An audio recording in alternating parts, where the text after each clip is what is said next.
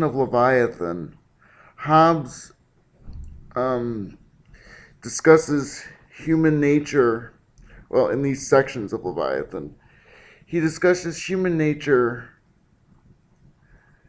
in a very pragmatic and scientific way. He first discusses how objects in nature are always in motion and how our sensory inputs all have to do with some sort of pressure of motion on our sensory organs and the nerve impulses that lead to our brains.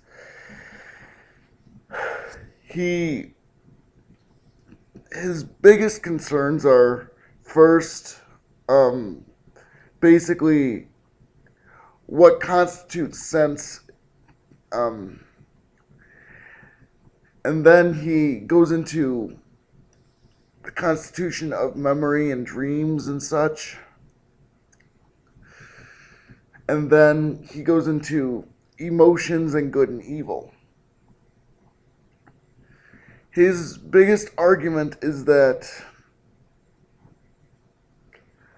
everything that happens to us is interpreted through our senses, even when he says, even when we're asleep, something in our senses is being triggered when we have dreams. That's what causes the dreams. And that's how, even in our sleep, we are connected with our senses and still receiving sensory input. This is similar in a way to Descartes' meditations, not in the ultimate goal necessarily, but in the way he begins when it comes to associating sense and what that means to human experience. He then goes on to say how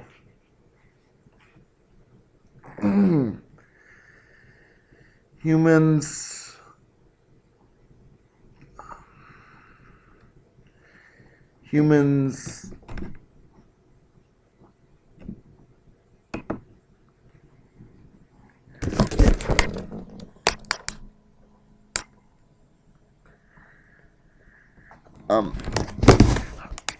how humans interpret the word he uses are passions, how all of our emotions are based on sensory input with regard to certain stimuli and how we recall that and such. He refers to his, in this second section, he's talking a lot about emotions and what that means for human experience. And how that is informed by the senses. He moves on. He continues to elaborate on different extremes of emotion and what sorts of things motivate emotion, and how it all has to do with motion in some sense. Motions for the sensory, which then plays into emotion.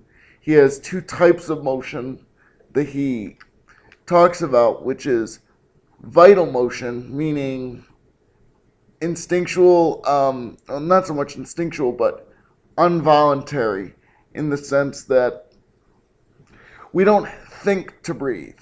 We breathe. We don't think to have our heart beat, but it beats. And then he breaks that into voluntary motion and how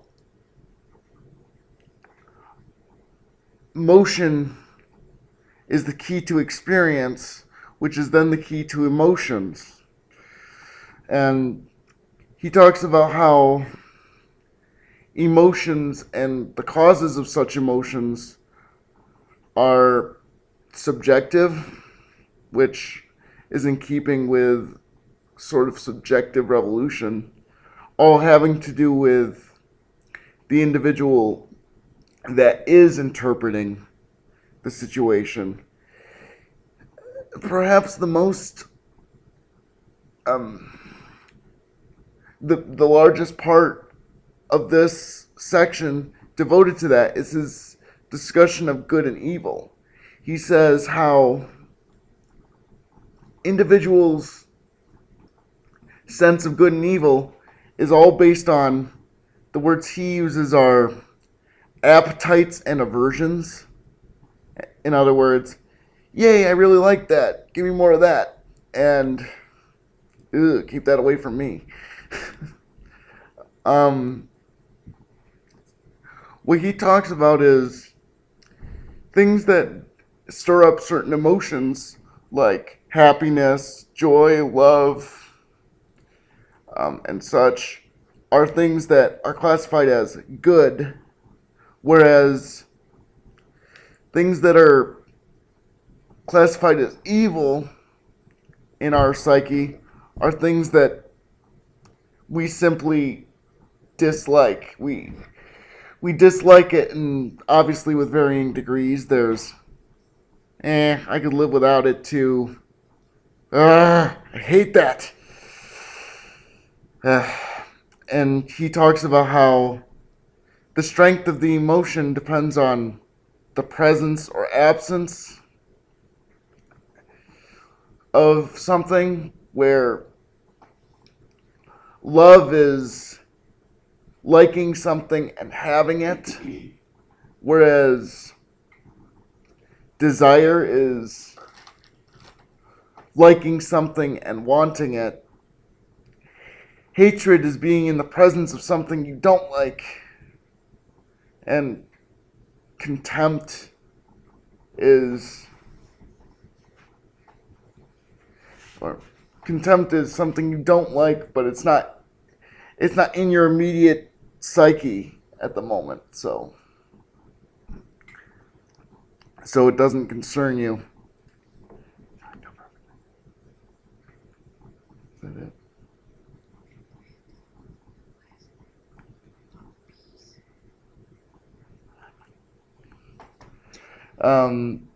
So I mean, that in a nutshell are the things he talks about, and that's really the essence of his argument, is that our emotions and stuff all has to do with stimuli, and it's all arbitrary based on the person. And whether something is ultimately good or ultimately evil is all based on one's interpretation of how far ahead they could see into the consequences of said actions. For example, someone who is short-sighted would see, for example, I don't know, drug use. They see the elation they feel in the moment, but aren't concerned with the long-term havoc that plays on them. Whereas somebody who thinks in the long term will say, "I'm staying away from that stuff," because they realize in the long run it will do damage. That's more or less what Hobbes' argument is in a nutshell, at least to the end of this section. And he goes on to show how consequences affect things in further sections, and how that all plays together with the rest of his argument in further sections. Okay, well, that's it. Thank you.